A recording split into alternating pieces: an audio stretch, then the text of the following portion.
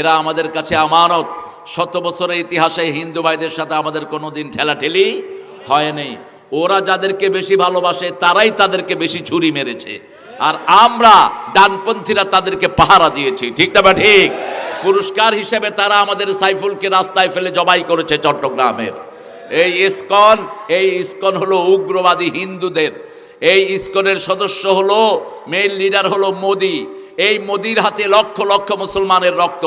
এই জন্য আমরা এই লক্ষ জনতার পক্ষ থেকে ঘোষণা করছি ইসকনকে ব্যান করা হোক। ঠিক, কোনো উগ্রপন্থীদের সাথে আমাদের কোনো সম্পর্ক নাই। হিন্দু ভাইদের ধর্ম এক আল্লাহর উপর বিশ্বাসী, কিন্তু তারা কিতাব না পড়ার কারণে, আমাদের যেমন বহু মুসলমান কোরআন শরীফ না পড়ার কারণে মাজারে সেজদা দেয়, ওই হুজুরের কাছে চায়, এই হুজুরের কাছে চায়। ঠিক কিনা?